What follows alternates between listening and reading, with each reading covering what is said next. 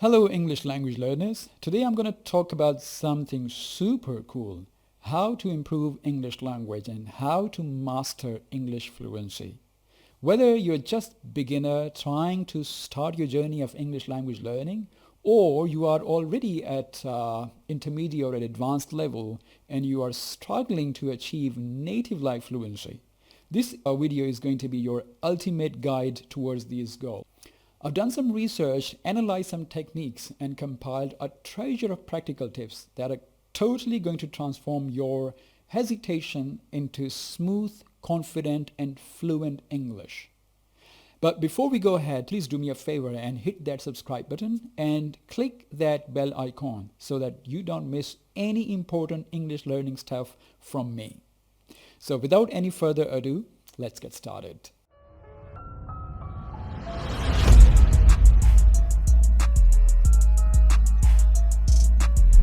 So the first tip that I would like to talk about, and it's the most important one, my favorite one, that whatever your level of language is, start speaking.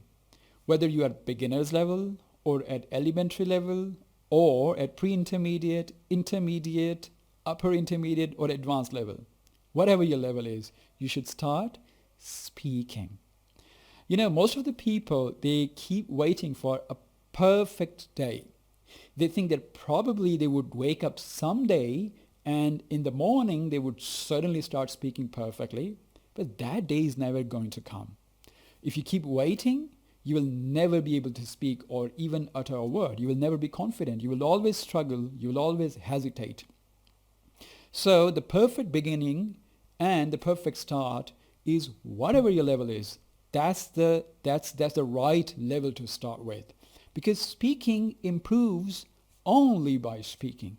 If you keep reading, yes, I do understand that reading helps you improve your vocabulary, grammar, same goes for listening. But these are receptive skills. If you continue reading, continue listening, both of the reading and listening are going to improve. But what about writing and speaking? They won't, because they are separate skills. So if you want to learn how to speak, what you gotta do is to speak, whatever level is. So this will give you a start. And then when you start speaking, you will see whatever words that you're learning through reading and through listening, they will start to find their way into your speaking. But the first thing that you have to do is to start speaking. Now this brings us to our second tip, which is language is a skill. Language is not theory. It's not something that you can memorize and then you can reproduce. Skill is something that you're doing something unconsciously and you're not aware of that. Think of cycling.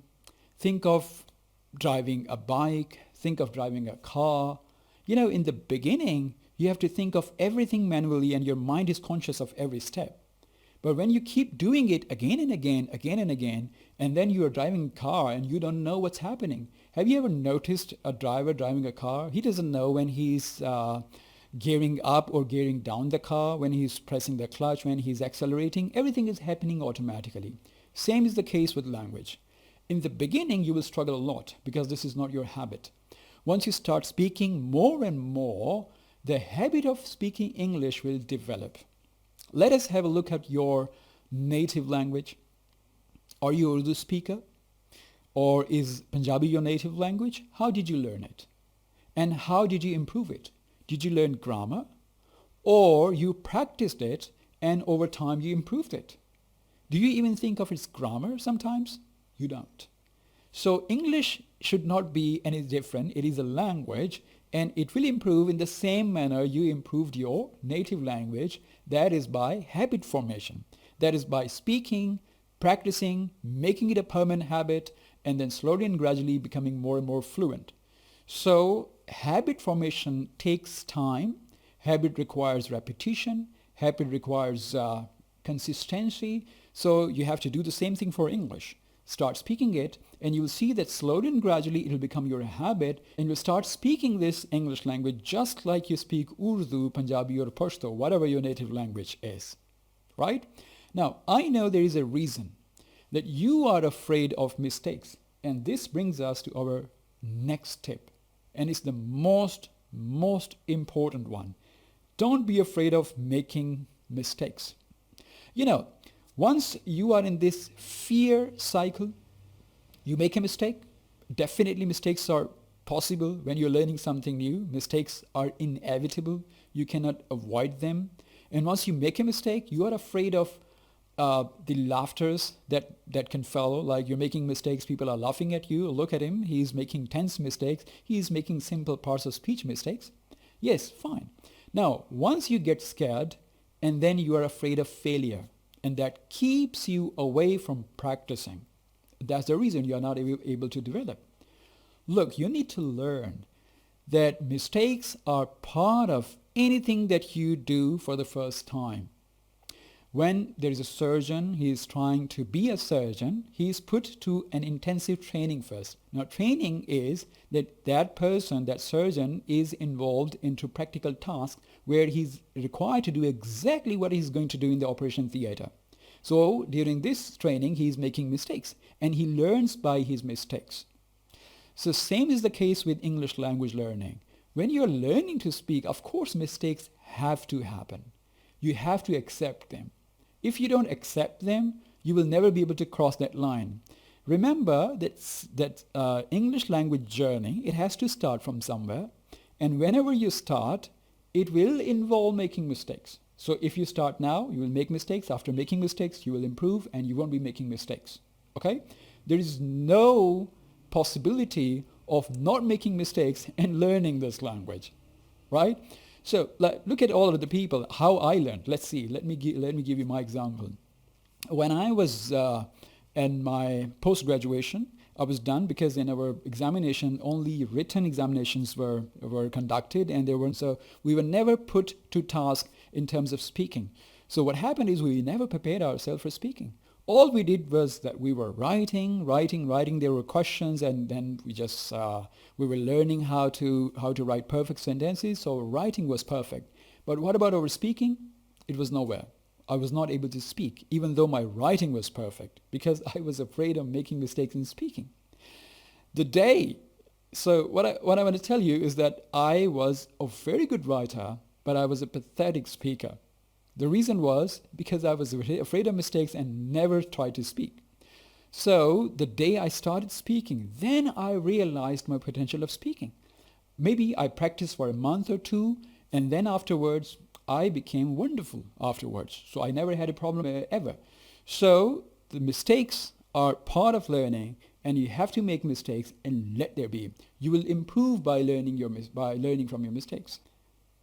There are a few things I think that if you do those, probably you would be able to overcome this fear of making mistakes.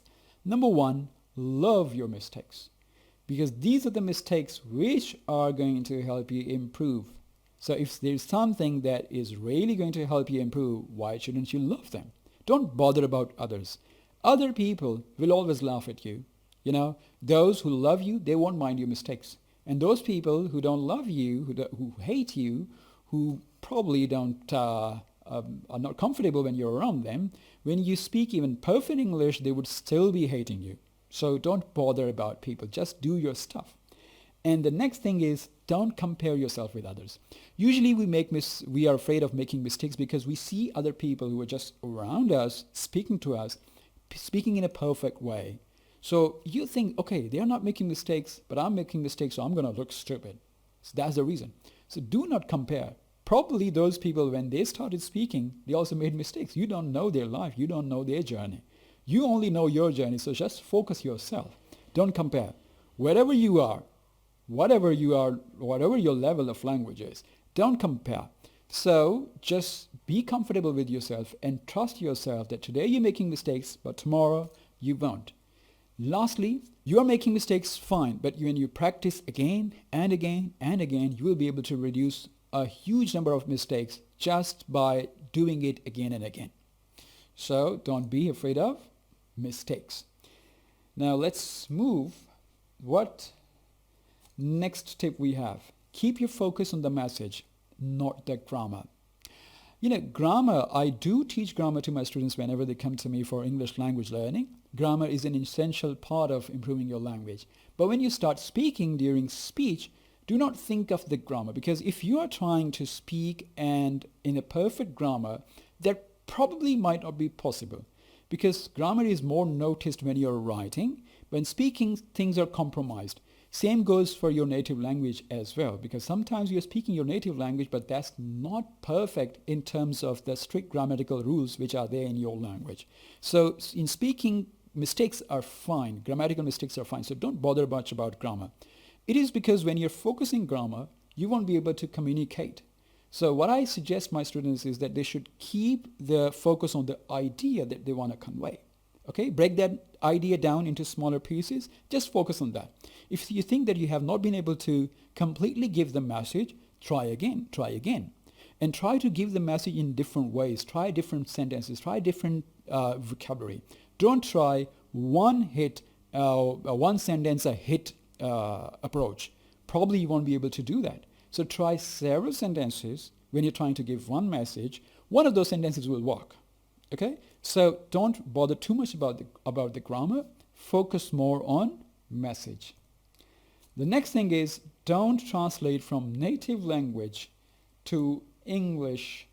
Now this is the most troublesome mistake that people make. What they do is they have their own native language going on in their mind, and they are translating every sentence into their mind and then speaking it. So what it does is it slows you down, because there are so many steps going on in your mind. Instead of directly thinking in English and then speaking it out, you are thinking in your native language first and then translating word for word, and then the third step you're speaking. So you're totally slowed down and you hesitate, and as a result you're not becoming very fluent. So what you should do is think in English and speak in English. This is the most important thing. And how you can do that. Whenever you're learning vocabulary, okay, don't try to check its meaning in your native language. You should always have English into English dictionary. So whenever you check a word of the meaning of the word English into English, you will remember its meaning in English. So that way you won't be translating. Another thing is, whenever you learn a new phrase in English, repeat it again and again. Speak it again and again, again and again. So when you speak it again and again, so you'll become fluent at it, and you won't have to translate. Okay? Now, the last thing is that practice. Practice speaking. Practice speaking, because once you speak English again and again, you would forget about like your own native language. So speaking English would become just like another native language for you. So translation is something very bad, and it's a very bad habit. Don't get into it. Otherwise, you will be slowed down. Now, moving on. Next tip is lack of vocabulary. So if you have it, paraphrase and find a way around. Yes. So what happens is, it is not possible to memorize the whole dictionary, or is it? So do you think if you haven't memorized the whole dictionary, you won't be able to speak? Well, that's not the case. We all the time paraphrase, not only in our second language, but also in our native language. Do you know all the vocabulary of your native language? So let us take an example of prejudice. This word prejudice, probably if you have not heard, you can explain it to other people by paraphrasing it. For example, prejudice, you can say, this guy, he always has prejudice against other people. Now, if you don't know the word prejudice, you can say, this guy always forms an opinion without having an actual experience. He actually doesn't know about the reality, but he still forms an opinion or makes judgment. So this means he has prejudice. So even though I didn't know the word prejudice, I suppose, but I was still able to give the complete sense of it. So paraphrasing is something that can rescue you if you don't have exact words. So you don't have to learn all the vocabulary. So you can do without the vocabulary by paraphrasing. We do it all the time in our life. So we can do the same in our second language. So heavy and thick vocabulary is not required to speak fluently. Paraphrase is the key. So let's move on. What do we have? Next is, okay, so what do we have is, you can understand but can't speak. The issue is lack of practice. How many times have you observed that you can read? When you're reading, you can perfectly understand. You're watching movies, you can understand everything. But exactly you cannot speak like those people you're listening to. And the way that writer is writing, you can understand, but you can't speak like that.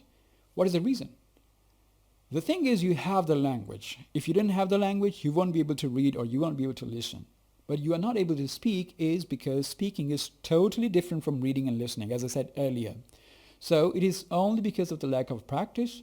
You should put yourself into practice. Like practice with your friends, practice, use every opportunity wherever you can speak. You are in the class. If you think that your teacher doesn't discourage speak in English, speak in English. Don't bother about it. The perfect, practice time is when you are in your circle where you feel comfortable. For example, I used to have my friend when I was learning English in my days. I had my friend, Mr. Naveed. We used to speak in English all the time. Whenever we were together, we knew each other. We knew that both of us were improving English, so we didn't bother about it, whether we were making mistakes or something. So we practiced a lot. That gave us confidence and that gave us fluency.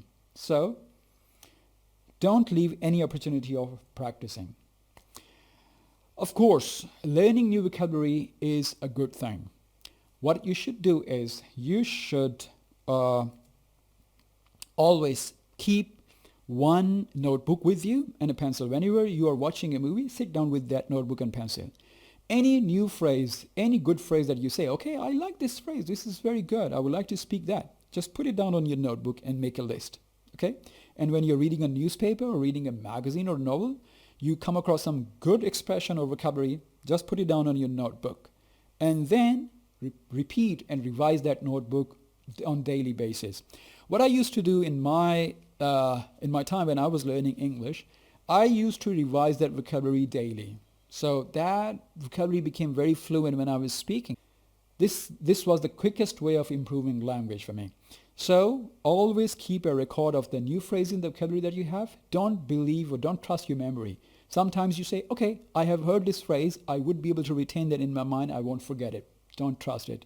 Put it down on the paper, because the moment movie is over, the moment that page is away, you'll forget that expression. You might not be able to get it again. So always take down a record of all those new phrases and vocabulary that you have. Then learn grammar. Learning grammar, when you were learning grammar for your native language when you were a child, this was totally different. You were learning it in the environment, and you were able to extract the grammatical rules when people were speaking. But now, since you don't have a lot of exposure to English language, so you won't be able to extract all the rules. So it's better to learn grammar in the formal way. Nowadays, there are plenty of books, grammatical books available online, and there are many people who are giving lectures about them. Just listen to those rules every day and make a list. There are many exercises, I'm sure, available on Google, which you can practice that can really help you improve your grammar. The next tips are very important. They are listen, listen, and listen, read, read, and read. It is because input is equal to output. In language learning, there are two types of skills: productive skills and receptive skills. Receptive skills are listening and reading, and productive skills are writing and speaking. What do you think that comes first? Receptive skills or productive skills? Yes, receptive skills. Whatever you listen, whatever you read, you speak exactly the same thing. Have you ever noticed that those people who belong to certain professions, they use only that type of vocabulary? Or people who are with certain types of people, they learn vocabulary from them and they're using exactly the same type of vocabulary. So from their vocabulary, you can judge which profession they are from. It is because they listened, they were exposed to such type of content. So if you want to improve very quickly and you want to be fluent, you need to increase your input. You need to increase your amount of content that you receive in English, okay? So listening, listening, and listening. Read as much as you can.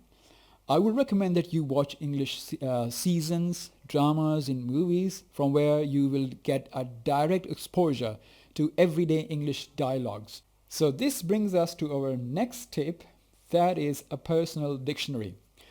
Personal dictionary means there should be a notebook that with you, that I already said. That notebook must stay with you all the time. There is a dictionary that is there, in the real form dictionary that you find on internet, or maybe in the hard form Oxford English Dictionary. But that's a dictionary for general use. You're not going to memorize all the words. You need the words that you would like to use. So you need to make a personal dictionary. Now that personal dictionary should expand more and more. Now, how that happens, as I said, that you should expose yourself to English listening and reading content. So whenever you're reading and listening, whatever new words that you are getting from there, just put it down on your notebook and make a big list. And that personal dictionary should stay with you all the time. And whenever you're writing those words into your personal dictionary, okay, always add new words and their use as well. Not only meanings as well as their use. If you hear any good expression or any word, not only write down the word, write down the way that word was used in that particular sentence. That usage is going to remind you how that word is going to be practically employed into the sentence. So that's very important thing. Because if you're learning this vocabulary, you would probably know the meaning of that word, but you won't be able to use it until you see its usage. So always go for the sentence that is using that particular expression that you want to use in your language. Now, moving to the next, practice those words, say them aloud. This is another important thing. Just putting them on the paper and then making that dictionary bigger, personal dictionary bigger, is not going to help you. You need to read them aloud every day. So when you read them aloud, slowly and gradually, you will see that they will become part of your permanent memory and you will start to use them out of nowhere. You will be surprised in new situation when you would use those words and you will say, oh, how I use that word. It is because you had been repeating it in your time, right? That's the reason it came into your practical language. So a word that is only in your dictionary and you only know its meaning is never going to be part of your daily language. It is going to be part only when you speak. And only when you speak it and read it aloud. Moving on, make new sentences with those words. This is another very practical and important tip. That when you're revising those words, try to make new creative sentences using those words. That will give you, more of a practical practice on those words. So not only those words, the words the way they are used in that particular sentence, try to use them in different ways. That will give you good practice, good amount of practice. Now, moving on to the last rule, English only rule. This, I believe, is the most important rule in my life that I use and I was able to improve a lot. Now that is that you should decide that there should be a particular circle in your life. For example, there could be your friends, there could be your family. You should always decide that when I am among these people, I will be speaking English all the time. So English only rule. That will put you in a situation where you wouldn't have any way out. So English only rule will force you to speak, will force you to use language. It will take you out of your comfort zones. Usually whenever we are not able to speak English, so what we do is we just start speaking our native language. But when you would put yourself in a situation where you don't have any other way out, you'll force yourself. Now, when you force yourself, you'll be out of your comfort zones. And once you are out of your comfort zones, you'll start to feel more and more confident because you will get to do real practice, right? So if you follow these rules, I'm sure that you would be able to improve a lot. And if there are any other practical tips that you have been following and that really helped you improve your language, please write them down in the comment below and let me know. Thank you very much. I'll see you in the next video. Goodbye.